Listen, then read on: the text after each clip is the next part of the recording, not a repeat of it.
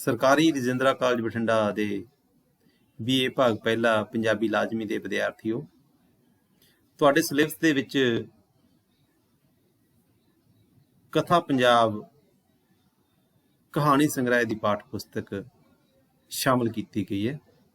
ਇਸ ਪਾਠ ਪੁਸਤਕ ਦੇ ਵਿੱਚੋਂ ਆਪਾਂ ਹੁਣ ਤੱਕ ਬਹੁਤ ਸਾਰੀਆਂ ਕਹਾਣੀਆਂ ਦੀ ਚਰਚਾ ਕਰ ਚੁੱਕੇ ਹਾਂ ਔਰ ਅੱਜ ਆਪਾਂ ਮਹਿੰਦਰ ਸਿੰਘ ਸਰਨਾ ਦੀ ਕਹਾਣੀ ਛਵੀਆਂ ਦੀ ਰੁੱਤ ਇਹਦੇ ਬਾਰੇ ਵਿਚਾਰ ਚਰਚਾ ਕਰਾਂਗੇ।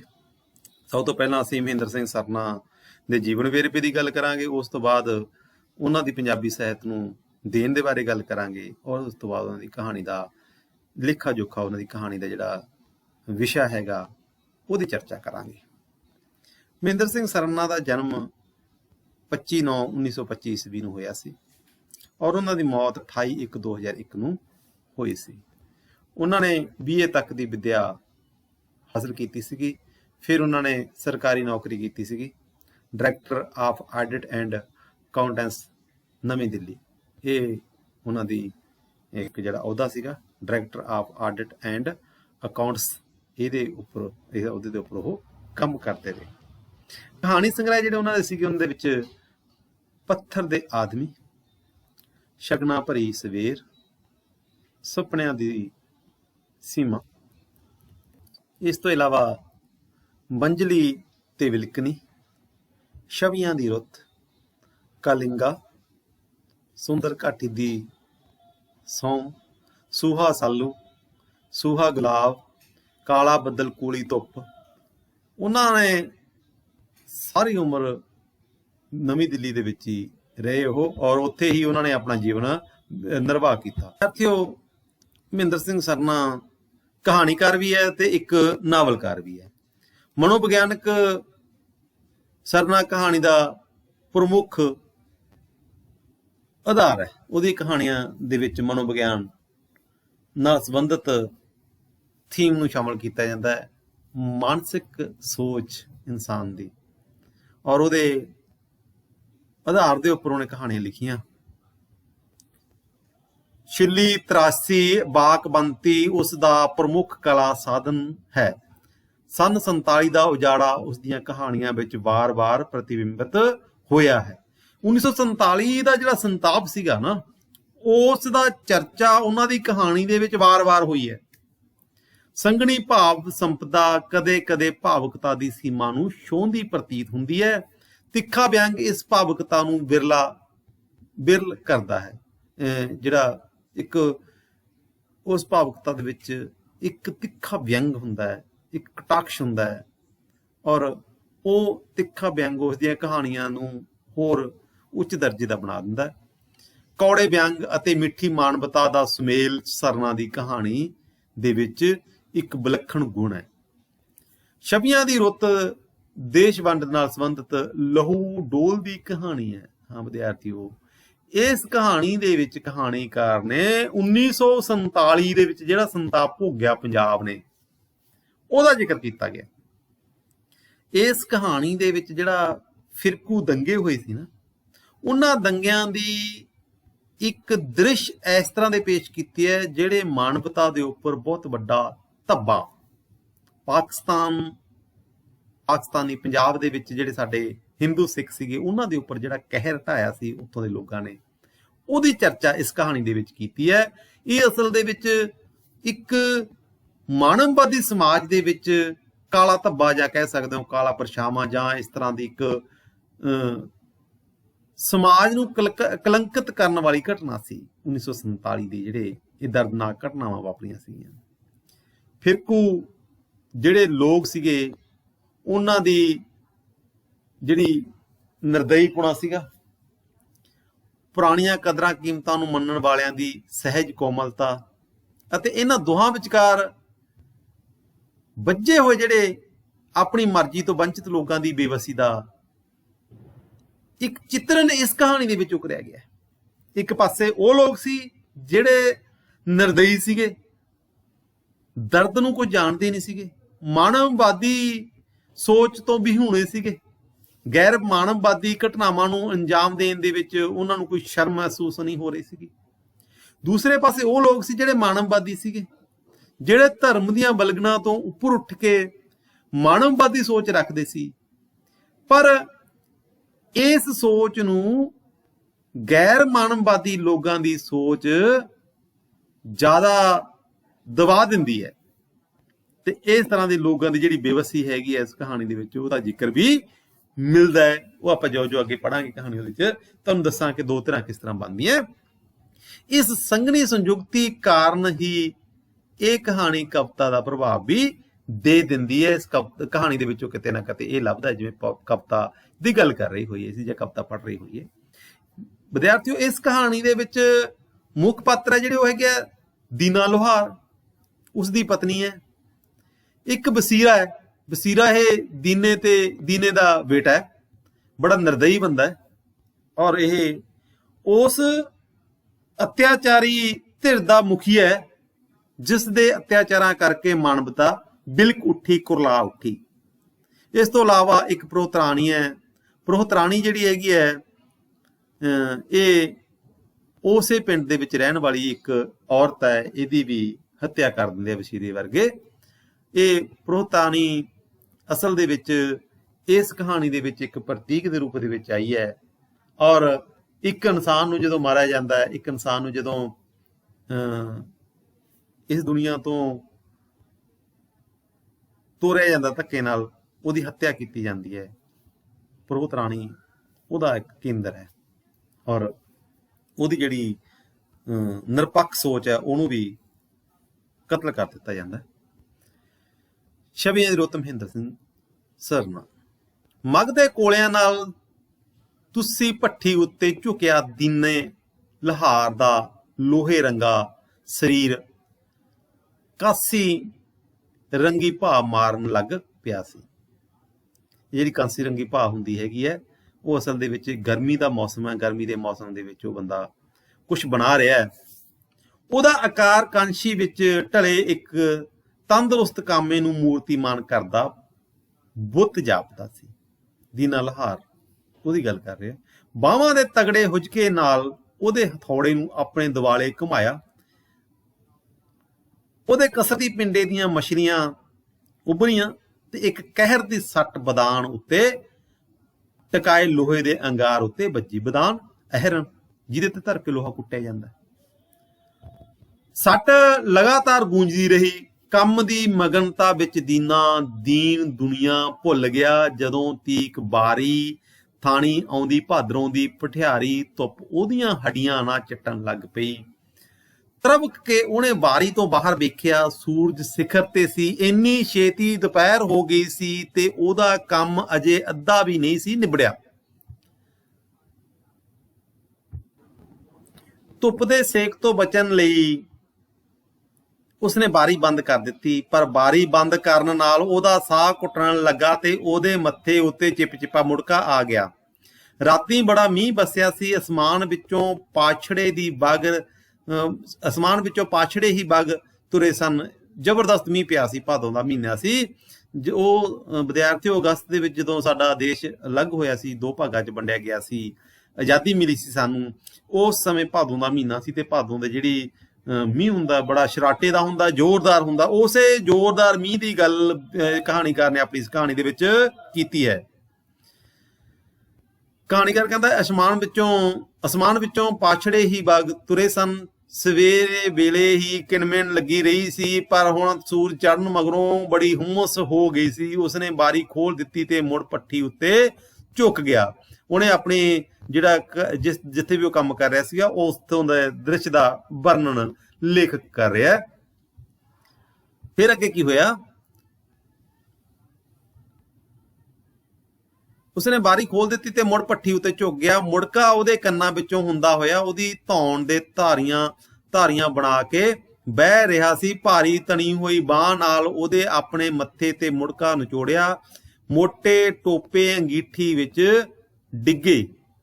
ਛੂੰ ਦੀ ਆਵਾਜ਼ ਆਈ ਤੇ ਸ਼ਾਇਦ ਇੱਕ ਛਿਣ ਮਾਤਰ ਲਈ ਇੱਕ ਕੋਲੇ ਦੀ ਜਿੰਦ ਦੀ ਰਤਾ ਕੋ ਸੌਖੀ ਹੋ ਗਈ। ਉਹਦਾ ਪਸੀਨਾ ਆਇਆ ਸੀ ਤੇ ਪਸੀਨਾ ਉਹਦੇ ਉਸ ਅੱਗ ਦੇ ਉੱਪਰ ਡਿੱਗ ਰਿਹਾ ਸੀਗਾ ਜਿਸ ਅੱਗ ਦੇ ਉੱਪਰ ਧਰ ਕੇ ਉਹ ਕੋਈ ਚੀਜ਼ ਬਣਾ ਰਿਹਾ ਸੀ ਲੋਹੇ ਦੀ। ਧੁੱਪ ਅਤੇ ਭੱਠੀ ਦੇ ਰਲਵੇਂ ਸੇਕ ਨੇ ਉਸਦੇ ਸਰੀਰ ਨੂੰ ਬਹੁਤ ਤਪਾ ਦਿੱਤਾ ਸੀ। ਇਹ ਅੱਗ ਉਹਦੇ ਲਹੂ ਵਿੱਚ ਘੁਲ ਗਈ ਜਾਪਦੀ ਸੀ। ਇਹ ਤਪਸ਼ ਉਹਦੀਆਂ ਹੱਡੀਆਂ ਦੀ ਮਿੱਖ ਨੂੰ ਭੁੰਨ ਰਹੀ ਸੀ। ਭੱਠੀ ਦੇ ਤਿੱਖੇ ਉਹ ਉਬੜ ਵਾਹ ਪੜਮੱਚੇ ਉਹਦੀਆਂ ਅੱਖਾਂ ਵਿੱਚ ਬਲ ਉੱਠੇ ਸਨ। ਜਿਹੜੀ ਭੱਠੀ ਦੇ ਵਿੱਚ ਅੱਗ ਬਲ ਰਹੀ ਸੀ ਨਾ, ਉਹ ਅੱਗ ਅਸਲ ਦੇ ਵਿੱਚ ਏਦਾਂ ਲੱਗ ਰਹੀ ਸੀ ਜਿਵੇਂ ਉਹਦੀਆਂ ਅੱਖਾਂ ਦੇ ਵਿੱਚ ਬਲ ਰਹੀ ਹੋਵੇ।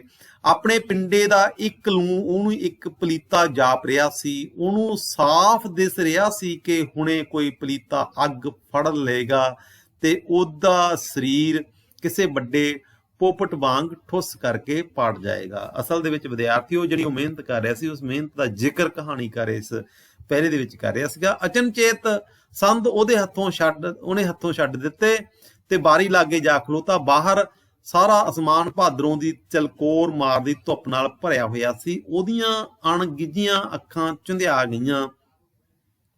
ਜਦੋਂ ਉਹਦੀ ਤੱਕਣੀ ਸਾਫ਼ ਹੋਈ ਤਾਂ ਉਸਨੇ ਆਪਣੇ ਸਾਹਮਣੇ ਦੂਰ ਦੂਰ ਤੱਕ ਵਿਛੇ ਖੇਤਾਂ ਵੱਲ ਵੇਖਿਆ ਤੇ ਫਿਰ ਉਸ ਰੇਤਲੇ ਪਹੇ ਵੱਲ ਜੋ ਖੇਤਾਂ ਵਿਚਕਾਰ ਇੱਕ ਚਾਨਣੀ ਲਕੀਰ ਵਾਂਗ ਦਮੇਲ ਨੂੰ ਛੂੰਹਦਾ ਸੀ। ਦਮੇਲ ਧਰਤੀ ਤੇ ਆਕਾਸ਼ ਦੇ ਵਿਚਕਾਰਲਾ ਜਿਹੜਾ ਜਗ੍ਹਾ ਹੈਗੀ ਹੈ, ਜਾਂ ਜਿਹੜਾ ਉਹਦੇ ਵਿਚਕਾਰ ਜਿਹੜਾ ਸਪੇਸ ਹੈਗੀ ਉਹਨੂੰ ਕਿਹਾ ਜਾਂਦਾ। ਪਹੇ ਦੇ ਸੱਜੇ ਪਾਸੇ ਕਪਾਹ ਦੇ ਖੇਤ ਸਨ ਅਤੇ ਕਿਤੇ ਕਿਤੇ ਕਮਾਦ ਵਿੱਚ ਪਾਣੀ ਚਾਂਦੀ ਦੀ ਡਲਕ ਮਾਰਦਾ ਸੀ। ਪਹੇ ਦੇ ਖੱਬੇ ਪਾਸੇ ਬਾਹੀਆਂ ਅਤੇ ਸੁਹਾਗੀਆਂ ਪੈਲੀਆਂ ਬੀਜਾਈਆਂ ਉਡੀਕ ਰਹੀਆਂ ਸਨ। ਸੱਜਰੇ ਮੀਂਹ ਨਾਲ ਵਰਤੀਆਂ ਜ਼ਮੀਨ ਦੀ ਸੌਂਦੀ ਮਹਿਕ ਉਹਦੀਆਂ ਨਾਸਾਂ ਨੂੰ ਬੜੀ ਪਿਆਰੀ ਲੱਗੀ ਤੇ ਉਹ ਇੱਕਾ ਇੱਕ ਬੜਾ ਸਧਰਾ ਗਿਆ। ਉਹਦਾ ਜੀ ਕੀਤਾ ਉਹ ਖੁੱਲੀ ਵਾਰੀ ਵਿੱਚੋਂ ਬਾਹਰ ਕੁੱਦ ਜਾਵੇ, ਖੇਤਾਂ ਵਿੱਚ ਲੋਟਣੀਆਂ ਲਾਵੇ ਅਤੇ ਗਿੱਲੀ ਭੋਂ ਦੀ ਸੇਜਲ ਆਪਣੇ ਲੂੰ ਵਿੱਚ ਭਰ ਲਵੇ। ਕੁਦਰਤ ਨੂੰ ਮਾਨੇ, ਇਸ ਤਰ੍ਹਾਂ ਦੀ ਗੱਲ ਕਹਾਣੀਕਾਰ ਕਹਿ ਰਿਹਾ ਹੈ।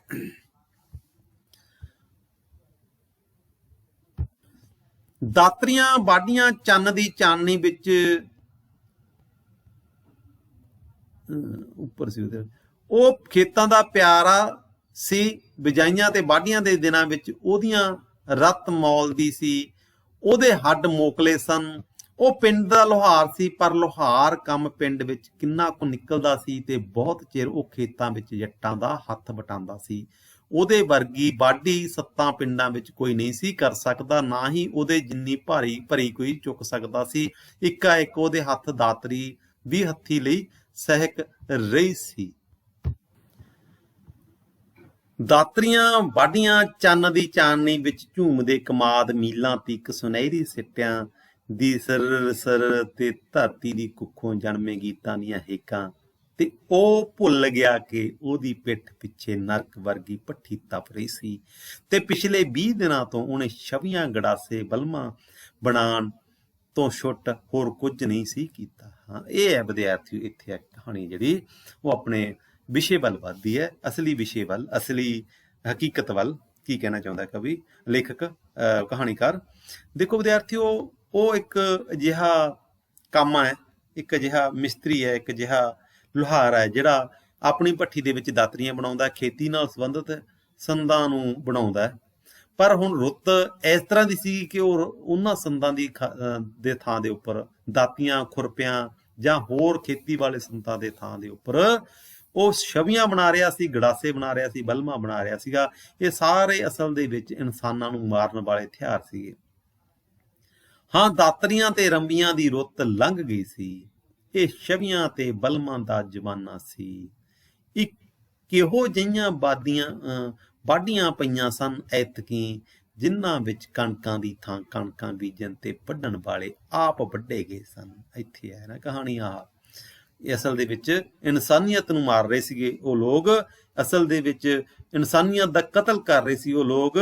ਜਿਹੜਾ ਕਦੇ ਉਹਦੇ ਹੱਥੋਂ ਬਣਨ ਵਾਲਾ ਹਥਿਆਰ, ਉਹਦੇ ਹੱਥੋਂ ਬਣਨ ਵਾਲਾ ਸੰਦ ਖੇਤੀ ਦੇ ਕੰਮ ਆਉਂਦਾ ਸੀ ਤੇ ਖੇਤੀ ਦੇ ਵਿੱਚੋਂ ਪੈਦਾ ਹੋਣ ਵਾਲਾ ਅੰਨ ਆਮ ਲੋਕਾਂ ਨੂੰ ਰਿਜ਼ਕ ਦਿੰਦਾ ਸੀ, ਆਮ ਲੋਕਾਂ ਨੂੰ ਜ਼ਿੰਦਗੀ ਦਿੰਦਾ ਸੀ। ਉਸ ਅੰਨ ਨੂੰ ਪਜਾਉਣ ਵਾਲੇ ਸੰਦਾਂ ਦੀ ਖਾਤਰ ਅਸਲ ਦੇ ਵਿੱਚ ਹੁਣ ਜਿਹੜੇ ਉਹਦੇ ਹੱਥੋਂ ਸੰਦ ਬਣ ਰਹੇ ਸੀਗੇ ਉਹ ਇਨਸਾਨਾਂ ਨੂੰ ਮਾਰਨ ਵਾਲੇ ਬਣ ਰਹੇ ਸੀਗੇ। ਇੱਕ ਵਾਰੀ ਲਾਈਨ ਫੇਰ ਪੜੋ।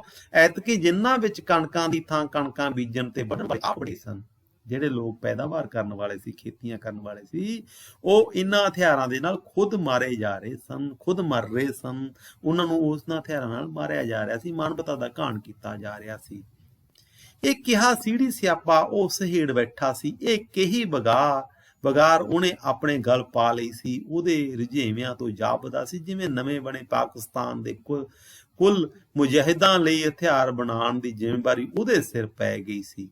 ਪਾਕਿਸਤਾਨ ਤਾਂ ਬਣ ਗਿਆ ਸੀ, ਪਰ ਪਾਕਿਸਤਾਨ ਦੀ ਤਕਮੀਲ ਲਈ ਪਾਕਿਸਤਾਨ ਵਿੱਚ ਰਹਿ ਰਹੇ ਹਿੰਦੂਆਂ ਸਿੱਖਾਂ ਦਾ ਫਸਤਾ ਵੱਢਣਾ ਜ਼ਰੂਰੀ ਸੀ। ਭਾਵੇਂ ਇਸ ਗੱਲ ਦੀ ਦੀਨੇ ਨੂੰ ਅਜੇ ਤੀਕ ਸਮਝ ਨਹੀਂ ਸੀ ਪਈ, ਪਰ ਸਾਰੇ ਹੀ ਇਹੀ ਆਖਦੇ ਸਨ।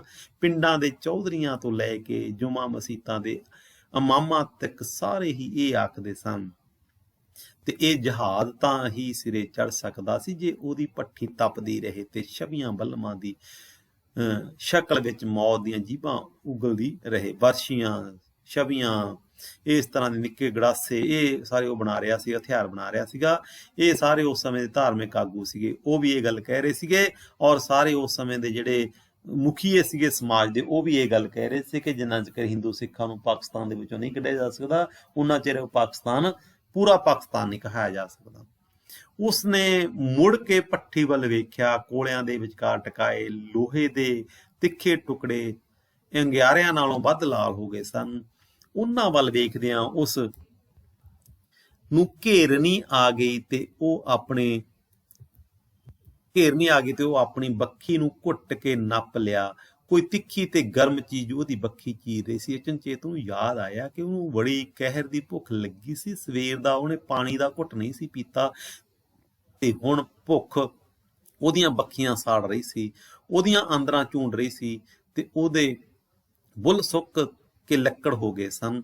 ਵਸੀਰੇ ਦੀ ਮਾਂ, ਉਹਨੇ ਘਰ ਦੇ ਅੰਦਰ ਝਾਤੀ ਮਾਰਦਿਆਂ ਉੱਚੀ ਦੇਣੀ ਆਖਿਆ, ਪਾਣੀ ਦੇਈ ਛੇਤੀ। 45 ਕੁ ਸਾਲ ਦੀ ਇੱਕ ਤੀਵੀਂ ਕਾਂਸੀ ਦੇ ਛੰਨੇ ਵਿੱਚ ਪਾਣੀ ਪਾ ਲਿਆਈ। ਉਹਦੇ ਨੱਕ ਵਿੱਚ ਨੱਥ ਸੀ ਤੇ ਕੰਨਾਂ ਵਿੱਚ ਚਾਂਦੀ ਦੀਆਂ ਮੁਰਕੀਆਂ ਹਿੱਲ ਰਹੀਆਂ ਸਨ। ਉਸਨੇ ਆਪਣੇ ਆਦਮੀ ਵੱਲ ਵੇਖਿਆ ਜੋ ਪਾਣੀ ਖੁਣੋਂ ਹੌਂਕਣ ਲੱਗ ਪਿਆ ਸੀ। ਸਵੇਰ ਦਾ 3 ਵਾਰੀ ਉਹਨੂੰ ਰੋਟੀ ਪਾਣੀ ਪੁੱਛ ਗਈ ਸੀ, ਪਰ ਉਹਨੇ ਉਹਦੀ ਗੱਲ ਤੱਕ ਨਹੀਂ ਸੀ ਗੌਲੀ ਤੇ ਭੱਠੀ ਝੌਕਦਾ ਰਿਹਾ ਸੀ। ਤੇ ਹੁਣ ਅਚਨਚੇਤੀ ਕਿਵੇਂ ਉਹਨੂੰ ਆਪਣੀ ਭੁੱਖ ਤੇ ਦੀ ਯਾਦ ਆ ਗਈ। ਤੀਵੀਂ ਨੇ ਭੱਠੀ ਦੀ ਨਰਕੀ ਅੱਗ ਵੱਲ ਵੇਖਿਆ, ਲੋਹੇ ਦੇ ਉਹਨਾਂ ਟੁਕੜਿਆਂ ਵੱਲ ਵੇਖਿਆ ਜੋ ਕਾਲੇ ਕੋਰੜੂਆਂ ਵਾਂਗ ਚਾਰੇ ਪਾਸੇ ਫਰਸ਼ ਤੇ ਖਿਲਰੇ ਪਏ ਸਨ। ਉਹਨੇ ਗੁੱਠ ਵਿੱਚ ਪਈਆਂ ਕਲਮੂਈਆਂ ਛਵੀਆਂ ਤੇ ਵਲਮਾਂ ਦੇ ਢੇਰਾਂ ਨੂੰ ਵੇਖਿਆ ਤੇ ਫੇਰ ਕਿੰਨਾ ਚਿਰ ਉਹਦੀਆਂ ਨਜ਼ਰਾਂ ਆਪਣੇ ਆਦਮੀ ਦੇ ਮੂੰਹ ਵੱਲ ਭਟਕਦੀਆਂ ਰਹੀਆਂ, ਜਿਵੇਂ ਉਹ ਉਹਨੂੰ ਪਛਾਣਦੀਆਂ ਨਾ ਹੋਵੇ, ਉਹਨੂੰ ਜਿਵੇਂ ਪਛਾਣਦੀ ਨਾ ਹੋਵੇ। ਏਦਾਂ ਪਾਣੀ ਦੇ ਛੰਨੇ ਦਾ ਦੀਨੇ ਨੇ ਇੱਕੋ ਘੁੱਟ ਕੀਤਾ, ਹੋਰ ਉਹ ਹੌਂਕਿਆ। ਉਹ ਹੋਰ ਭਰ ਲਿਆਈ ਤੇ ਉਹਨੂੰ ਪੀਂਦਿਆਂ ਵੇਖਣ ਲੱਗੀ। ਬਸ ਉਹ ਬੋਲਿਆ। ਉਹਦੀ ਧੌਣ ਤੇ ਮੱਥੇ ਦੀਆਂ ਤਣੀਆਂ ਹੋਈਆਂ ਨਾੜੀਆਂ ਤਿਲਕੀਆਂ। ਉਹਦੀ ਹੌਂਕਣੀ ਮੱਠੀ ਹੋ ਗਈ, ਪਰ ਉਸੇ ਪਲ ਇੱਕ ਝੇਂਪ, ਇੱਕ ਬੇਆਰਾਮੀ ਉਹਦੇ ਮੂੰਹ ਤੇ ਚੱਲ ਗਈ ਤੇ ਬੋਲਿਆ, ਮੇਰੇ ਵੱਲ ਏਦਾਂ ਕਿਉਂ ਵੇਂਦੀ ਏ ਤੇ ਮੇਰੇ ਨਾਲ ਕੁੰਦੀ ਕਿਉਂ ਨਹੀਂ ਤੇ ਪਰਾਂ ਕਿੱਦਾਂ ਹਟ ਕੇ ਖਲੋਤੀ ਏ, ਜਿਵੇਂ ਮੈਨੂੰ ਪਲੇਗ ਦੀ ਗਿਲਟੀ ਨਿਕਲੀ ਹੁੰਦੀ ਏ। ਕਹਿੰਦਾ ਐਂ ਲੱਗਦਾ ਜਿਵੇਂ ਮੈਨੂੰ ਪਲੇਗ ਪਈ ਹੁੰਦੀ ਹੈ, ਪਲੇਗ ਦੀ ਗਿਲਟੀ ਨਿਕਲੀ ਹੁੰਦੀ ਹੈ। ਤੂੰ ਮੈਂ ਕਿਸੇ ਮਹਾਮਾਰੀ ਤੋਂ ਬਿਮਾਰ ਥੋੜਾ ਹੀ ਆ, ਤੂੰ ਮੇਰੇ ਨਾਲ ਗੱਲ ਕਿਉਂ ਨਹੀਂ ਕਰਦੀ? ਕੁੰਦੀ ਹੁੰਦਾ ਕਿਉਂ ਨਹੀਂ ਮੇਰੇ ਨਾਲ ਗੱਲਬਾਤ ਕਰ ਰਹੀ, ਮੇਰੇ ਨਾਲ ਵਾਰਤਾਲਾਪ ਕਿਉਂ ਨਹੀਂ ਕਰ ਰਹੀ? ਤੀਵੇਂ ਨੇ ਕੋਈ ਉੱਤਰ ਨਾ ਦਿੱਤਾ ਤੇ ਚੁੱਪ ਚਪੀਤੀ ਅੰਦਰੋਂ ਰੋਟੀ ਪਾ ਲਿਆਈ। ਨੀ ਮੈਂ ਤੇਰੇ ਨਾਲ ਆ। ਦੀਨੇ ਨੇ ਉਹਦਾ ਮੋਢਾ ਫੜ ਕੇ ਹਲੂਣਿਆ। ਕੁੰਦੀ ਕਿਉਂ ਨਹੀਂ ਭਲਾ ਮੇਰੇ ਨਾਲ, ਬੋਲਦੀ ਕਿਉਂ ਨਹੀਂ? ਕਹਿੰਦਾ ਮੂੰਹ ਵਿੱਚ ਘੁੰਗਣੀਆਂ ਉਬਲਦੀਆਂ ਰੱਖੀਆਂ ਨੇ, ਕਿਉਂ? ਮੂੰਹ ਦੇ ਵਿੱਚ ਕੀ ਪਾਇਆ ਤੇਰੇ? ਕਿਉਂ ਨਹੀਂ ਤੂੰ ਬੋਲ ਰਹੀ, ਗੱਲ ਕਿਉਂ ਨਹੀਂ ਕਰ ਰਹੀ? ਤੀਵੀਂ ਅਜੇ ਵੀ ਨਾ ਬਿਰਕੀ, ਅਜੇ ਵੀ ਨਾ ਬੋਲੀ। ਦੀਨੇ ਨੇ ਇੱਕ ਰੋਟੀ ਮਰੋੜ ਕੇ ਕੁਝ ਮੋਟੀਆਂ ਗਰਾਹੀਆਂ ਅੰਦਰ ਨਗਾਰੀਆਂ ਤੇ ਫਿਰ ਉਹ ਗਰਾਹੀਆਂ ਅੰਦਰ ਲੰਘਣੋਂ ਇਨਕਾਰੀ ਹੋ ਗਈਆਂ। ਉਹਨੇ ਪਾਣੀ ਦੇ ਕੁਝ ਕੌੜੇ ਘੁੱਟ ਪੀਤੇ ਤੇ ਰੋਟੀਆਂ ਵੱਲ ਸ਼ਕੋਰ ਪਰਾਂ ਧੱਕਦਾ ਬੋਲਿਆ, ਰੋਟੀਆਂ ਵਾਲੀ ਸ਼ਕੋਰ ਸ਼ਾਬਾ ਟਾਈਪ, ਰੋਟੀਆਂ ਵਾਲਾ ਸ਼ਾਬਾ ਪਾਸੇ ਧੱਕਦਾ ਬੋਲਿਆ, ਮੇਰੇ ਨਾਲ ਕੁੰਦੀ ਨਹੀਂ, ਬਸ ਵੇਖੀ ਜਾਂਦੀ ਏ ਜਿਵੇਂ ਮੈਨੂੰ ਚਿੰਬੜੇ ਹੁੰਦੇ ਨੇ। ਅੱਲਾ ਨਾ ਕਰੇ ਤੀਵੀਂ ਬੋਲੀ, ਪਰ ਮੈਨੂੰ ਤੇ ਇਹੋ ਜਾਪਦਾ ਏ। ਕਹਿੰਦੀ ਵੀ ਮੈਨੂੰ ਐ ਲੱਗਦਾ ਕਿ ਜਿਵੇਂ ਤੈਨੂੰ ਵਾਕਈ ਜਿੰਨ ਚਿੰਬੜੇ ਭੂਤ ਚਿੰਬੜੇ। ਹੁਣ ਦੀਨੇ ਦਾ ਮੂੰਹ ਹੈਰਾਨੀ ਨਾਲ ਖੁੱਲ ਗਿਆ। ਉਹਨੂੰ ਆਸ ਨਹੀਂ ਸੀ ਕਿ ਵਸੀਰੇ ਦੀ ਮਾਂ ਬੋਲੇਗੀ ਤੇ ਇੰਨੇ ਦਿਨਾਂ ਦੀ ਹਠੀਲੀ ਚੁੱਪ ਨੂੰ ਉਹ ਅੱਜ ਅਚਨਚੇਤ ਇਸ ਤਰ੍ਹਾਂ ਤੋੜ ਦੇਗੀ। ਹਠੀਲੀ ਹੁੰਦੇ ਹੱਠ ਕਰਕੇ ਨਾ ਬੋਲਣ ਵਾਲੀ ਔਰਤ ਅੱਜ ਕਿਵੇਂ ਬੋਲ ਰਹੀ ਹੈ ਮੇਰੇ ਨਾਲ? ਉਹ ਨਾਲ ਬੋਲਦੀ ਨਹੀਂ ਸੀ ਕਿਉਂਕਿ ਉਹ ਗਲਤ ਕੰਮ ਕਰ ਰਿਹਾ ਸੀ। ਇਸ ਕਰਕੇ ਕੁਝ ਚਿਰ ਹੈਰਾਨੀ ਨੇ ਉਹਨੂੰ ਸੰਭਲ ਨਾ ਦਿੱਤਾ। ਜਦੋਂ ਉਹਦੀਆਂ ਹੋਸ਼ਾਂ ਮੁੜੀਆਂ ਤਾਂ ਉਹ ਬੋਲਿਆ, ਮੈਂ ਜਾਣਦਾ ਜੋ ਕੁਝ ਤੇਰੇ ਦਿਲ ਵਿੱਚ ਏ, ਪਰ ਮੈਂ ਕੀ ਕਰਾਂ, ਤੇਰੇ ਪੁੱਤਰ ਹੀ ਮੈਨੂੰ ਨਹੀਂ ਜਿਉਣ ਦਿੰਦੇ। ਹੁਣ ਵਸੀਰਾ ਕੱਲ ਤਰਕਾਲਾਂ ਤੀਕ 50 ਛਵੀਆਂ ਤਿਆਰ ਆਖ ਗਿਆ ਏ ਸੀ। ਮੇਰਾ ਤਾਂ ਖੁੰਝ ਗਿਆ ਤੇ ਉਹਨੇ ਮੇਰੇ ਗੱਲ ਨੂੰ ਆਉਣਾ ਏ। ਤੂੰ ਆਖਦੀ ਏ ਕਿ ਇਹ ਉਹ ਮੈਂ ਆਨਾ ਵਾਜੇ, ਮੈਂ ਰਤਾ ਉਹਨਾਂ ਦੀ ਨਾਵਰੀ ਕਰਾਂ ਤੇ ਉਹ ਮੇਰੇ ਡੱਕਰੇ ਕਰ ਸੁੱਟਣ, ਮੇਰੇ ਸੀਰਮੇ ਪੀ ਜਾਣ। ਪੁੱਤਰ ਉਹ ਤੇਰੇ ਨੇ ਨਾ ਕਿਸੇ ਹੋਰ ਦੇ? ਵਸੀਰੇ ਦੀ ਮਾਂ ਨੇ ਪੁੱਛਿਆ ਤੇ ਫਿਰ ਉਹ ਅੰਦਰ ਹੀ ਅੰਦਰ ਆਪਣੀ ਇਸ ਪੁੱਛ ਤੇ ਸ਼ਰਮਸ਼ਾਰ ਵੀ ਹੋ ਗਈ। ਮੇਰੇ ਹੀ ਨੇ, ਦੀਨੇ ਨੇ ਮੂਰਖਾਂ ਵਾਂਗ ਆਖਿਆ। ਫਿਰ ਡਰਨਾ ਉਹਨਾਂ ਨੂੰ ਤੇਰੇ ਤੋਂ ਚਾਹੀਦਾ ਹੈ ਜਾਂ ਤੈਨੂੰ ਉਹਨਾਂ ਤੋਂ? ਤੇਰੇ ਲਈ ਗੱਲ ਬਣਾਉਣੀ ਸੌਖੀ ਨੇ। ਉਹ ਬੋਲਿਆ, ਜਿਵੇਂ ਭਲਾ ਤੂੰ ਆਪਣੇ ਪੁੱਤਰਾਂ ਨੂੰ ਨਹੀਂ ਜਾਣਦੀ।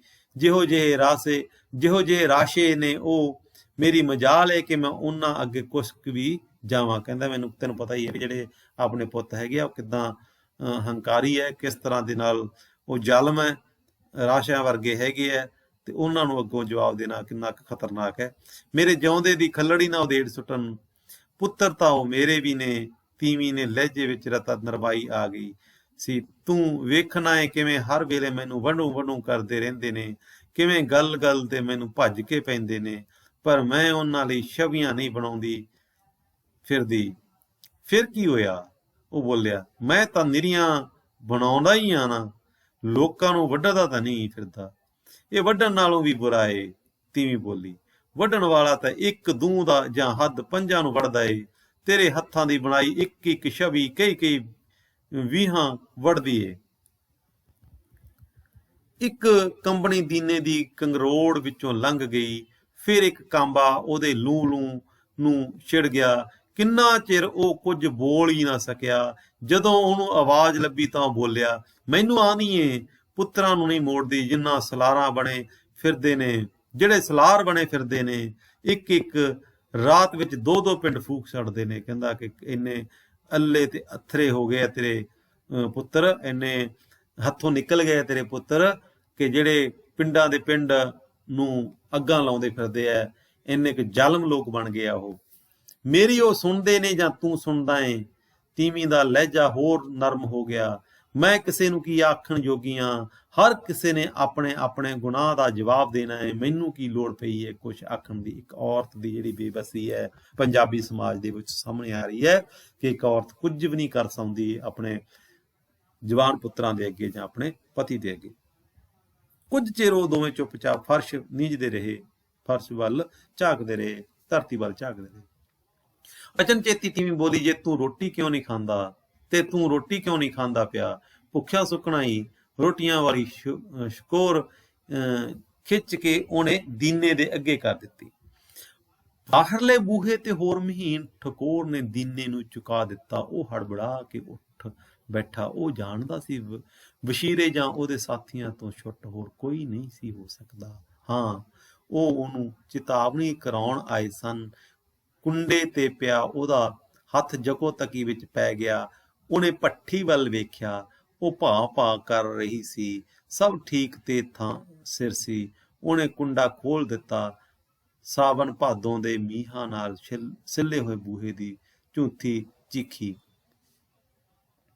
ਘਬਰਾ ਕੇ ਦੀਨਾ ਅੰਦਰ ਵੱਲ ਨੂੰ ਨੱਸਿਆ ਤੇ ਭੱਠੀ ਨਾਲ ਠੋਕਰ ਖਾਣੋਂ ਮੱਸੇ ਬਚਿਆ।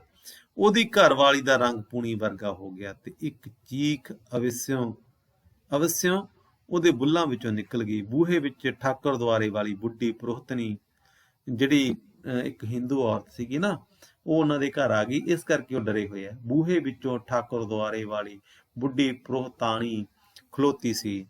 ਉਹਦੇ ਹਲਦੀ ਧੂੜੇ ਮੂੰਹ ਤੇ ਝੁਰੜੀਆਂ ਦਾ ਜਾਲ ਵਿਛਿਆ ਹੋਇਆ ਸੀ ਤੇ ਉਹਦੀਆਂ ਧੌਲੀਆਂ ਲਿੱਟਾਂ ਵੱਲ ਵਾਲਾ ਸਿਰ ਕੰਬੀ ਜਾਂਦਾ ਸੀ। ਭੈ ਭੀਤ ਅੱਖਾਂ ਨਾਲ ਦੀਨਾ ਅਤੇ ਉਹਦੀ ਘਰ ਵਾਲੀ ਬੁੱਢੜੀ ਵੱਲ ਵੇਖਦੇ ਰਹੇ। ਉਹ ਬਿਲਕੁਲ ਉਦਾਂ ਦੀ ਸੀ ਜਿੱਦਾਂ ਦੀ ਜਿਉਂਦਿਆਂ ਹੁੰਦੀ ਸੀ, ਪਰ ਹੁਣ ਤਾਂ ਉਹ ਭੂਤ ਬਣ ਚੁੱਕੀ ਸੀ। ਅਖੀਰ ਦੀਨੇ ਦੀ ਘਰਵਾਲੀ ਨੇ ਹੌਸਲਾ ਕੀਤਾ ਤੇ ਬੋਲੀ, ਚਾਚੀ ਪ੍ਰੋਹਤਾਣੀਏ, ਤੂੰ ਅਜੇ ਜਿਉਣੀ ਏ? ਬੁੱਢੜੀ ਨੇ ਕੋਈ ਉੱਤਰ ਨਾ ਦਿੱਤਾ। ਤਦ ਦੀਨੇ ਦੀ ਘਰਵਾਲੀ ਨੂੰ ਯਾਦ ਆਇਆ ਕਿ ਪ੍ਰੋਹਤਾਣੀ ਤਾਂ ਉੱਚਾ ਸੁਣਦਾ ਸੀ, ਸ਼ਾਇਦ ਮਰ ਕੇ ਵੀ ਉਹਦਾ ਬੋਲਾਪਣ ਠੀਕ ਨਹੀਂ ਸੀ ਹੋਇਆ। ਬੁੱਢੜੀ ਦੇ ਹੋਰ ਨੇੜੇ ਹੋ ਕੇ ਉੱਚੀ ਆਵਾਜ਼ ਵਿੱਚ ਉਹਨੇ ਆਪਣੀ ਗੱਲ ਦੁਹਰਾਈ। ਬੁੱਢੜੀ ਦੀਆਂ ਅੱਖਾਂ ਵਿੱਚ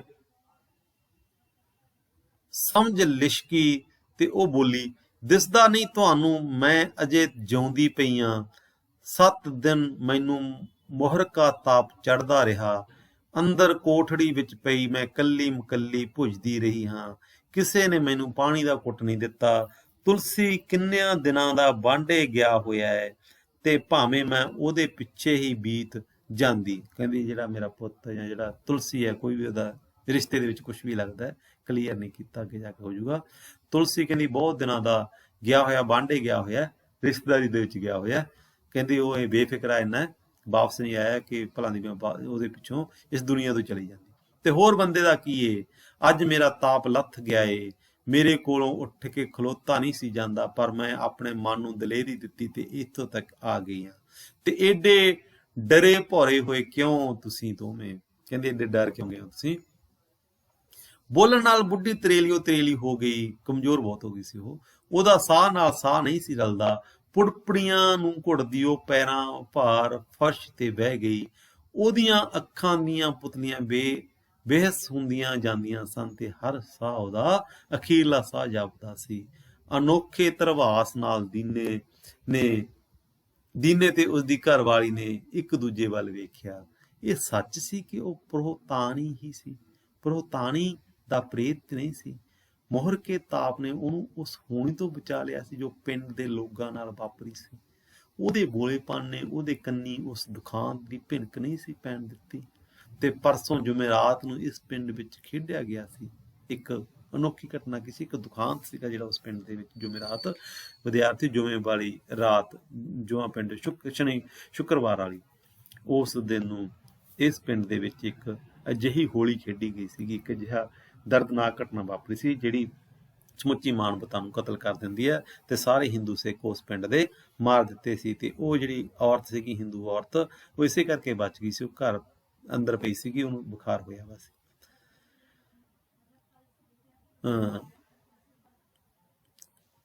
ਜੋ ਪਰਸੋਂ ਜੁਮੇਰਾਤ ਨੂੰ ਇਸ ਪਿੰਡ ਵਿੱਚ ਖੇਡਿਆ ਗਿਆ ਸੀ, ਉਹ ਅੱਜ ਤੀਕ ਨਹੀਂ ਸੀ ਜਾਣਦੀ ਕਿ ਉਹਦਾ ਪਿੰਡ ਪਾਕਿਸਤਾਨ ਵਿੱਚ ਆ ਗਿਆ ਸੀ। ਉਹ ਅਜੇ ਤੀਕ ਨਹੀਂ ਸੀ ਜਾਣਦੀ ਕਿ ਪਾਕਿਸਤਾਨ ਉਹਦੇ ਪਿੰਡ ਵਿੱਚ ਆ ਗਿਆ ਸੀ ਤੇ ਪਿੰਡ ਦੇ ਹਿੰਦੂਆਂ ਸਿੱਖਾਂ ਵਿੱਚੋਂ ਇੱਕ ਵੀ ਜੀ ਨਹੀਂ ਸੀ ਬਚਿਆ। ਛੁੱਟ ਕੁਛ ਕੁੜੀਆਂ ਦੇ ਜੋ ਫਸਾਦੀਆਂ ਨੇ ਸਾਂਭ ਲਈਆਂ ਸਨ।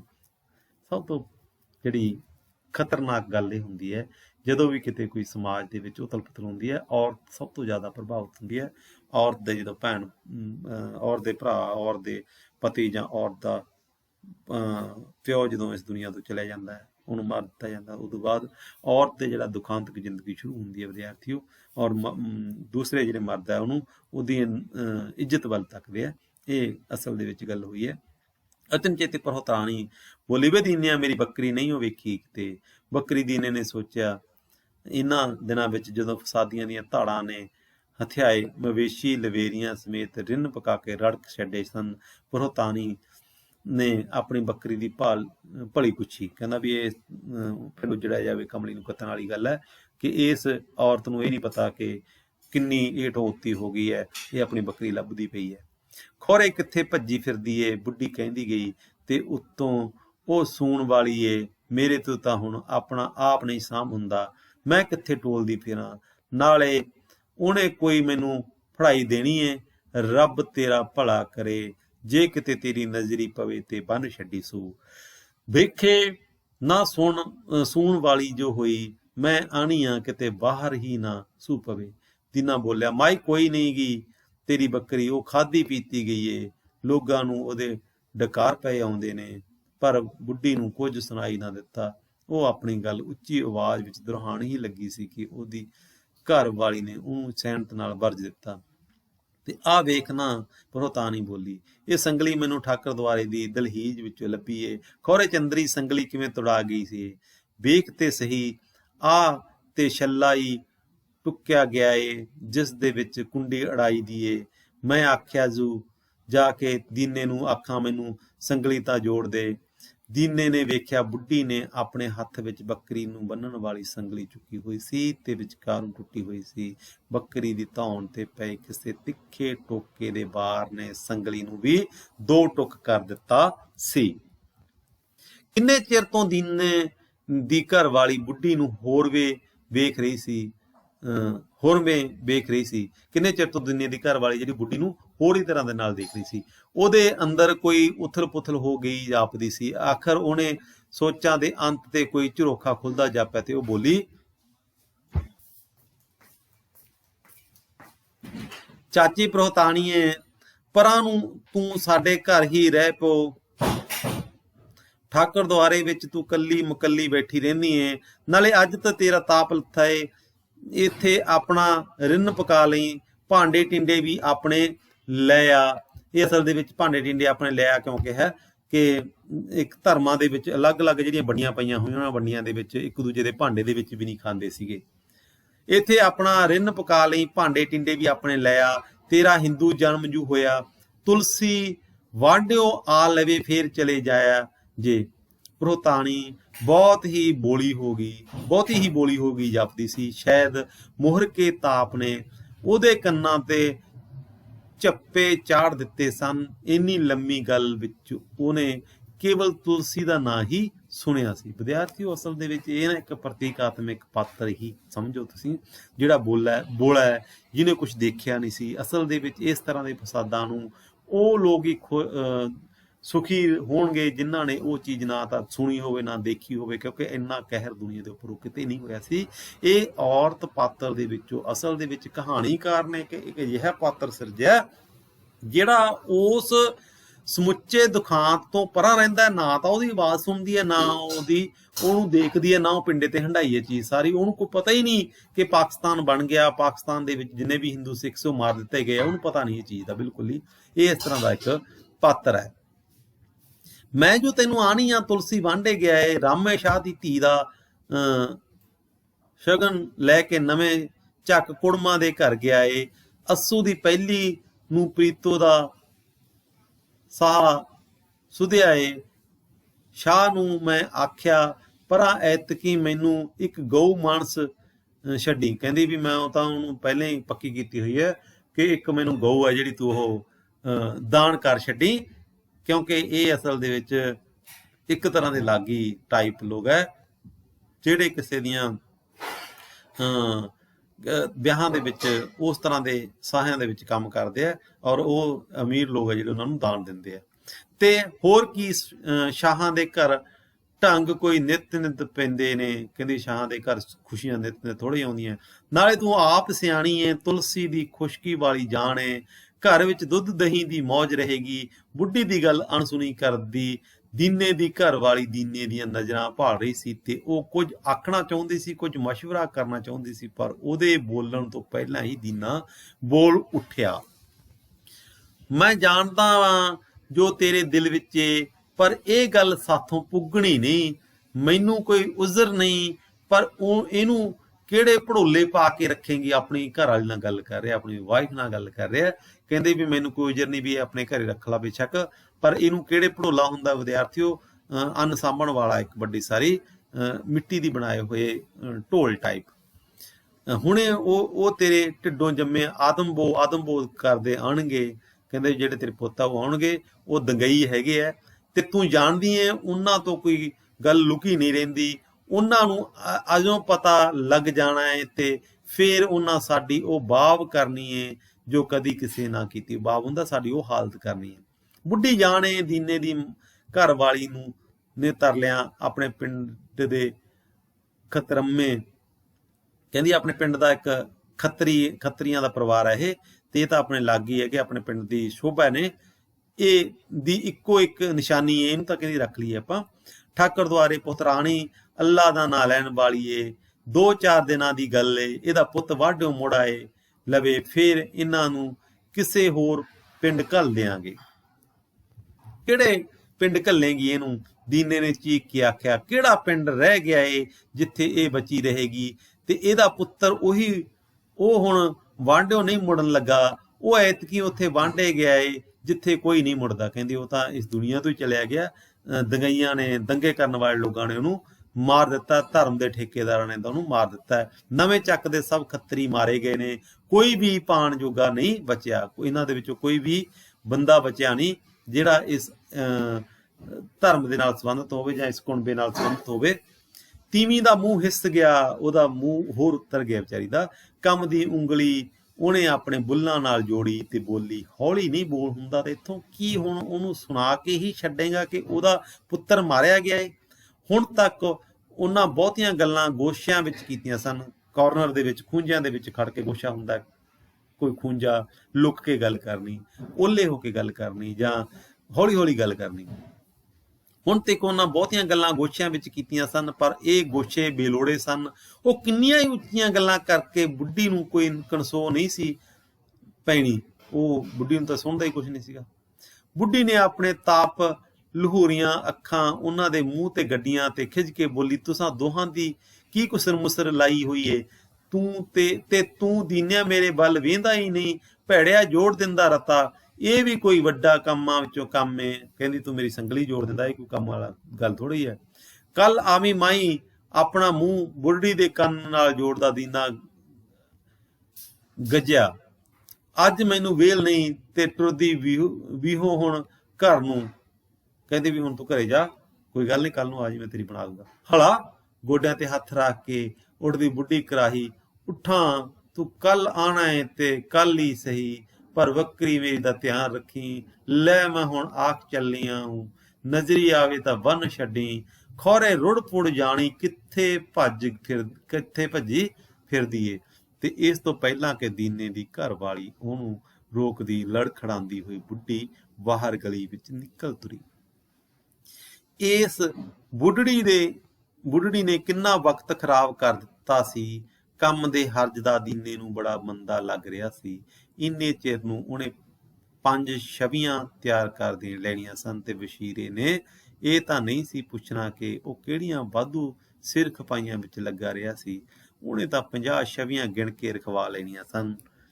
ਉਹਨੇ ਕੰਮ ਵਿੱਚ ਰੁੱਝਣਾ ਚਾਹਿਆ ਪਰ ਉਹ ਰੁੱਝ ਨਾ ਸਕਿਆ। ਇੱਕ ਧੂੰਖਣੀ ਉਹਦੇ ਦਿਲ ਨੂੰ ਲੱਗ ਗਈ ਸੀ। ਕੰਮ ਦੀਆਂ ਧੌਲੀਆਂ ਲਿਟਾਂ ਪਿੱਛੇ ਉਹਨਾਂ ਤਾਪ ਚੰਗਲੀਆਂ ਅੱਖਾਂ ਦੀ ਯਾਦ ਮੁੜ ਮੁੜ ਉਹਦਾ ਅੰਦਰ ਮੱਲ ਖਲੋਂਦੀ।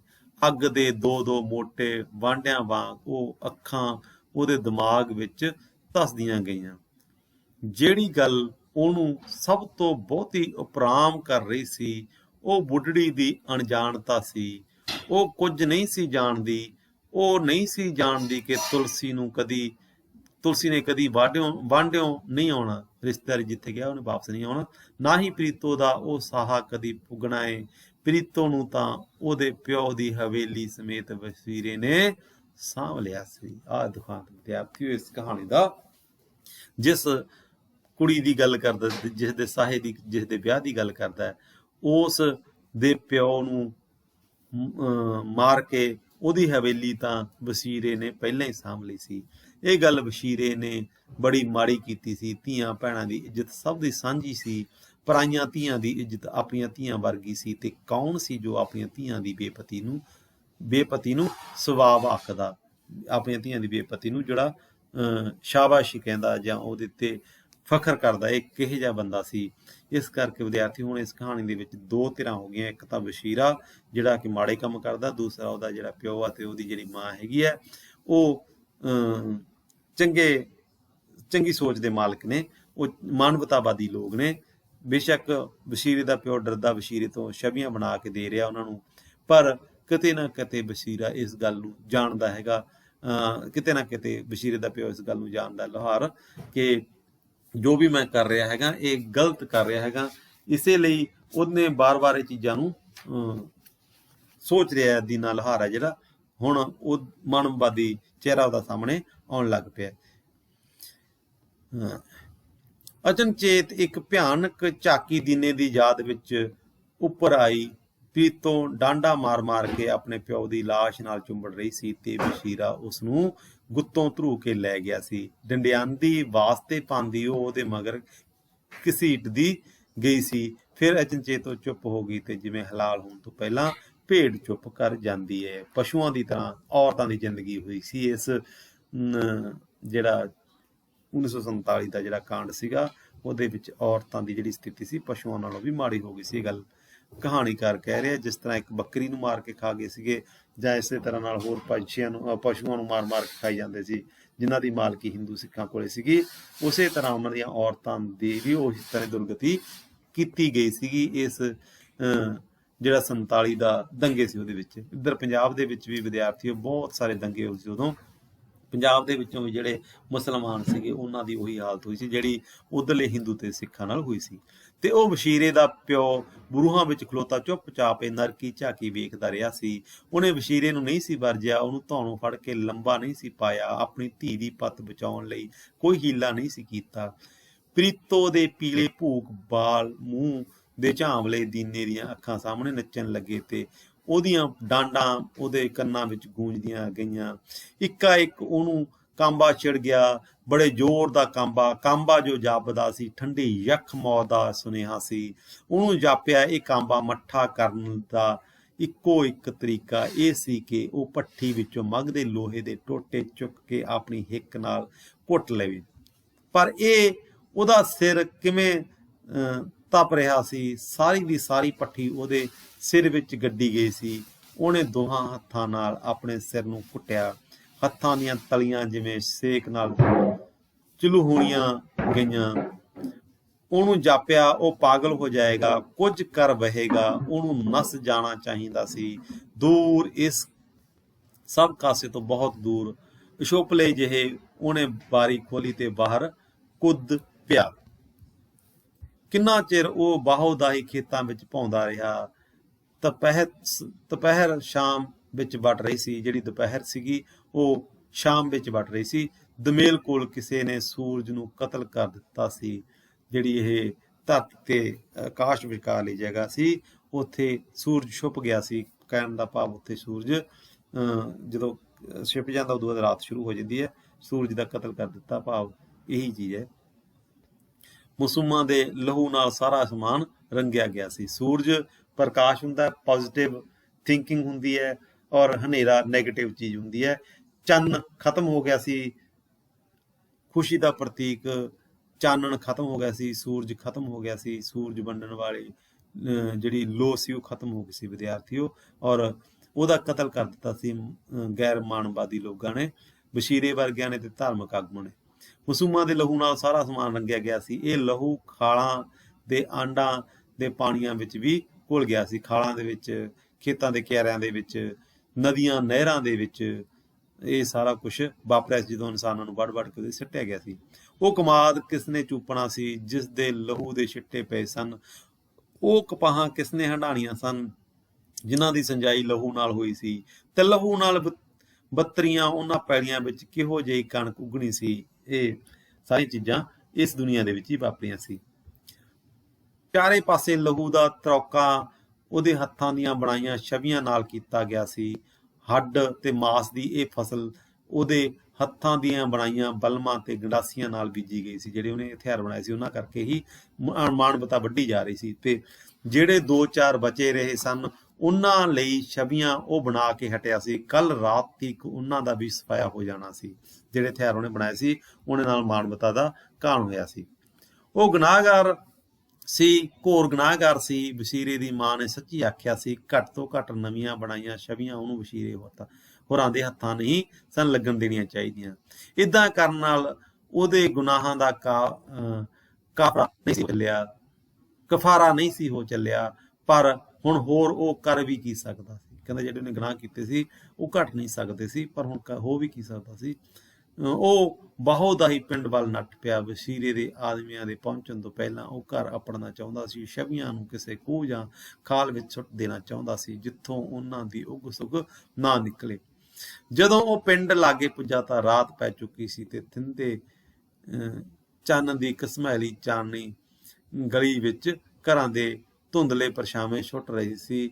ਰਾਤ ਦੇ ਮੀਂਹ ਨਾਲ ਗਲੀਆਂ ਵਿੱਚ ਚਿੱਕੜ ਹੋ ਗਿਆ ਸੀ। ਮੁੜ ਮੁੜ ਉਹਦੇ ਪੈਰ ਵਾਹਣ ਵਿੱਚ ਫਸ ਜਾਂਦੇ ਸਨ, ਪਰ ਉਹ ਕਾਹਲੀ ਕਾਹਲੀ ਟੁਰਦਾ ਗਿਆ। ਅਚਨਚੇਤ ਉਹਦਾ ਉੱਠ ਠੰਬਰ ਗਿਆ। ਕੁਝ ਵਿੱਥ ਤੇ ਉਹਨੂੰ ਆਵਾਜ਼ਾਂ ਸੁਣਾਈ ਦਿੱਤੀਆਂ। ਉਹ ਆਵਾਜ਼ਾਂ ਤੇ ਉਹਦੇ ਘਰੋਂ ਹੀ ਆ ਰਹੀਆਂ ਸਨ। ਤਾਂ ਕੀ ਉਹ ਆਣ ਪਹੁੰਚੇ ਸਨ? ਉਹ ਕਵੇਲੇ ਅਪੜਿਆ ਸੀ। ਵਸੀਰੇ ਦਾ ਲੱਚਰ ਹਾਸਾ ਹੁਣ ਸਾਫ਼ ਸੁਣਾਈ ਦੇ ਰਿਹਾ ਸੀ। ਘਰ ਦੇ ਬਾਹਰ ਉਹਦਾ ਠੇਡਾ ਕਿਸੇ ਭਾਰੀ ਚੀਜ਼ ਨਾਲ ਲੱਗਾ ਤੇ ਉਹ ਮੂੰਹ ਭਰਨੇ ਡਿੱਗ ਪਿਆ। ਉਹਨੇ ਉੱਠਣ ਦੀ ਕੋਸ਼ਿਸ਼ ਕੀਤੀ ਪਰ ਉੱਠ ਨਾ ਸਕਿਆ। ਕੋਈ ਠੰਡੀ ਯਖ ਚੀਜ਼ ਉਹਦੇ ਪੈਰਾਂ ਨਾਲ ਲਿਪਟ ਗਈ ਸੀ। ਉਹਨੇ ਆਪਣੇ ਪੈਰ ਛੁਡਾਉਣ ਦਾ ਯਤਨ ਕੀਤਾ, ਪਰ ਉਹ ਹੋਰ ਬਹੁਤੇ ਜਕੜੇ ਗਏ। ਇੱਕਾ-ਇੱਕ ਉਹ ਬਹੁਤ ਘਬਰਾ ਗਿਆ। ਇੱਕ ਭਰਮੀ ਭੈ ਉਹਦੇ ਦਿਲ ਵਿੱਚ ਵੜ ਗਿਆ ਕਿ ਉਹਦੇ ਮੱਥੇ ਤੇ ਠੰਡੀਆਂ ਤਰੇਲੀਆਂ ਛੁੱਟ ਪਈਆਂ। ਸਾਰੇ ਸਰੀਰ ਦੇ ਇੱਕ ਤਕੜੇ ਹੁਜਕੇ ਨਾਲ ਉਹਨੇ ਪਿੱਛੇ ਮੁੜ ਕੇ ਵੇਖਿਆ। ਚੰਨ ਦੀ ਚਾਨਣੀ ਵਿੱਚ ਕੁਝ ਧੌਲੀਆਂ ਲਿਟਾਂ ਹਿੱਲ ਰਹੀਆਂ ਸਨ। ਛਵੀ ਦਾ ਇੱਕ ਲੰਮਾ ਫੱਟ ਬੁੱਢੜੀ ਦੇ ਚਿਰੜਾਏ ਮੱਥੇ ਤੇ ਸੀ। ਵਿਦਿਆਰਥੀ ਉਹੀ ਔਰਤ ਸੀਗੀ ਜਿਹੜੀ ਉਹਨਾਂ ਦੇ ਘਰੋਂ ਗਈ ਸੀਗੀ, ਔਰ ਠਾਕਰ ਦੁਆਰੇ ਦੇ ਵਿੱਚ ਰਹਿਣ ਵਾਲੀ ਔਰਤ। ਛਵੀ ਦਾ ਇੱਕ ਲੰਮਾ ਫੱਟ ਬੁੱਢੜੀ ਦੇ ਚਿਰੜਾਏ ਮੱਥੇ ਤੇ ਸੀ। ਉਹਦੀਆਂ ਟੱਡੀਆਂ ਹੋਈਆਂ ਪੱਥਰਾਈਆਂ ਅੱਖਾਂ ਫਟਕਾਰਾਂ ਪਾ ਰਹੀਆਂ ਸਨ। ਉਹਨੇ ਆਪਣੇ ਪੈਰਾਂ ਵੱਲ ਵੇਖਿਆ। ਬੁੱਢੀ ਦੀਆਂ ਬਾਹਾਂ ਵਿੱਚ ਉਲਝੀ ਸੰਗਲੀ ਨੇ ਉਹਦੇ ਪੈਰਾਂ ਨੂੰ ਜਕੜ ਰੱਖਿਆ ਸੀ। ਇੱਕ ਚੀਕ ਉਹਦੇ ਮੂੰਹੋਂ ਨਿਕਲੀ ਤੇ ਉਹ ਬੇਹੋਸ਼ ਗਿਆ। ਉਹ ਰਾਤ ਉਹਨੂੰ ਸ਼ੂਕ ਕੇ ਤਾਪ ਚੜਿਆ ਗਿਆ। ਸਾਰੀ ਰਾਤ ਉਹ ਮੰਜੀ ਤੋਂ ਗੱਜ ਗੱਜ ਉਛਲਦਾ ਰਿਹਾ। ਸਾਰੀ ਰਾਤ ਉਹਦੇ ਬੜਾਉਣ ਦੀ ਆਵਾਜ਼ ਆਈ। ਬੜਾਉਣਾ ਸੁਪਨੇ ਦੇ ਵਿੱਚ ਜਾਂ ਆਵਾਜ਼ਾਂ ਕੱਢੀ ਜਾਣੀਆਂ, ਸੁਪਨੇ ਦੇ ਵਿੱਚ ਬੋਲਣਾ ਬੜਾਉਣਾ ਕਹਿੰਦੇ ਉਹਨੂੰ। ਬੜਾਉਣ ਦੀਆਂ ਆਵਾਜ਼ਾਂ ਪਿੰਡ ਦੀ ਸੁਨਸਾਨ ਚੁੱਪ ਵਿੱਚ ਗੂੰਜਦੀ ਰਹੀ। ਮੈਨੂੰ ਨਾ ਮਾਰੋ, ਮੈਨੂੰ ਛਵੀਆਂ ਨਾ ਮਾਰੋ, ਇਹ ਸੰਗਲ ਮੇਰੀ ਧੌਣ ਦੁਆਲਿਓਂ ਲਾਹ ਲਵੋ। ਹਾਏ ਮੇਰੀ ਧੀ ਨੂੰ ਕੁਝ ਨਾ ਆਖੋ, ਪ੍ਰੀਤੋ ਨੂੰ ਕੁਝ ਨਾ ਆਖੋ। ਹਾਏ ਇਹ ਸੰਗਲ, ਅੱਲਾ ਦਾ ਵਾਸਤਾ ਜੀ ਮੈਨੂੰ ਛਵੀਆਂ ਨਾ ਮਾਰੋ, ਮੈਨੂੰ ਨਾ ਮਾਰੋ। ਇੱਥੇ ਆ ਕੇ ਵਿਦਿਆਰਥੀਓ ਕਹਾਣੀ ਖਤਮ ਹੋ ਜਾਂਦੀ ਹੈ। ਇਸ ਕਹਾਣੀ ਦੇ ਵਿੱਚ ਜਿਹੜਾ ਮੁੱਖ ਪਾਤਰ ਹੈਗਾ ਗਾ ਲੁਹਾਰ, ਉਹਦਾ ਜਿਹੜਾ ਲੁਹਾਰ ਹੈਗਾ ਗਾ ਦੀਨਾ ਲੁਹਾਰ, ਉਹਦੇ ਆਸੇ ਪਾਸੇ ਸਾਰੀ ਕਹਾਣੀ ਘੁੰਮਦੀ ਹੈ। ਸ਼ੁਰੂ ਦੇ ਵਿੱਚ ਉਹ ਜਿਹੜੇ ਹਥਿਆਰ ਬਣਾ ਰਿਹਾ ਉਹਨੂੰ ਇਹ ਚੀਜ਼ ਦਾ ਪਤਾ ਨਹੀਂ ਹੈਗਾ, ਪਰ ਅਖੀਰ ਦੇ ਵਿੱਚ ਜਦੋਂ ਇਹ ਚੀਜ਼ ਦਾ ਗਿਆਨ ਹੁੰਦਾ ਕਿ ਇਹਨਾਂ ਮਾਨਵਤਾ ਦਾ ਕਤਲ ਹੋਇਆ ਤਾਂ ਉਹਦਾ ਦਿਲ ਬਦਲ ਜਾਂਦਾ। ਉਹ ਆਪਣੀ ਸੋਚ ਨੂੰ ਬਦਲ ਲੈਂਦਾ ਤੇ ਉਹ ਇਸ ਚੀਜ਼ ਤੋਂ ਦੂਰ ਜਾਣਾ ਚਾਹੁੰਦਾ। ਉਹਦਾ ਮਾਨਵਵਾਦੀ ਚਿਹਰਾ। ਪਰ ਦੂਸਰੇ ਪਾਸੇ ਜਿਹੜਾ ਉਹਦਾ ਬੇਟਾ ਹੈਗਾ ਵਸੀਰੇ ਦਾ ਬੇਟਾ, ਉਹ ਗੈਰ ਮਾਨਵਵਾਦੀ ਚਿਹਰਾ ਉਹਦਾ। ਉਹ ਮਾਨਵਤਾ ਲਈ ਬਹੁਤ ਘਾਤਕ ਇਨਸਾਨ ਹੈਗਾ। ਉਹਨੇ ਉਹ ਲੋਕ ਮਾਰੇ ਹੈਗੇ ਜਿਨ੍ਹਾਂ ਨੇ ਕਿਤੇ ਜ਼ਿੰਦਗੀ ਦੇ ਵਿੱਚ ਕੋਈ ਇਸ ਤਰ੍ਹਾਂ ਦਾ ਕੰਮ ਹੀ ਨਹੀਂ ਕੀਤਾ ਸੀ। ਸੋ ਵਿਦਿਆਰਥੀਓ ਇਸ ਕਹਾਣੀ ਦੇ ਵਿੱਚ ਜਿਹੜੇ ਪਾਤਰ ਹੈਗਾ ਉਹਨਾਂ ਦੀ ਗੱਲ ਕਰ ਲਿਓ, ਵਿਸ਼ੇ ਵਸਤੂ ਦੀ ਗੱਲ ਕਰ ਲਓ। ਕਹਾਣੀ ਥੋੜੀ ਲੰਬੀ ਹੈ, ਧਿਆਨ ਨਾਲ ਸੁਣੋ ਸਾਰੀ, ਔਰ ਧਿਆਨ ਨਾਲ ਸੁਣਨ ਤੋਂ ਬਾਅਦ ਇਹਦੇ ਦਿੱਤੇ ਹੋਏ ਜਿਹੜੇ ਪ੍ਰਸ਼ਨ ਹੈਗੇ ਆ ਉਹਨਾਂ ਨੂੰ ਵੀ ਦੇਖੋ ਧਿਆਨ ਨਾਲ। ਪ੍ਰਸ਼ਨ ਇਹਨਾਂ ਮੇਨ ਦਾ ਇੱਕ ਦੀਨੇ ਦਾ ਪਾਤਰ ਉਸਾਰੀ ਆ ਸਕਦੀ ਹੈਗੀ ਹੈ, ਤੇ ਵਸੀਰੇ ਦੀ ਪਾਤਰ ਉਸਾਰੀ ਆ ਸਕਦੀ ਹੈਗੀ, ਜਾਂ ਦੀਨੇ ਦੇ ਘਰ ਵਾਲੀ ਦੀ ਜਿਹੜੀ ਹੈਗੀ ਹੈ ਸੋਚ, ਉਹਦੇ ਬਾਰੇ ਕੁਐਸਚਨ ਆ ਸਕਦੇ ਆ। ਅੱਜ ਦੀ ਕਹਾਣੀ ਆਪਾਂ ਇੱਥੇ ਖਤਮ ਕਰਦੇ ਹਾਂ। ਨਵੀਂ ਕਹਾਣੀ ਆਉਣ ਵਾਲੇ ਦਿਨਾਂ ਦੇ ਵਿੱਚ ਆਪਾਂ ਉਹਦੇ ਬਾਰੇ ਗੱਲ ਕਰਾਂਗੇ ਉਹਨਾਂ ਲੈਕਚਰਾਂ 'ਚ।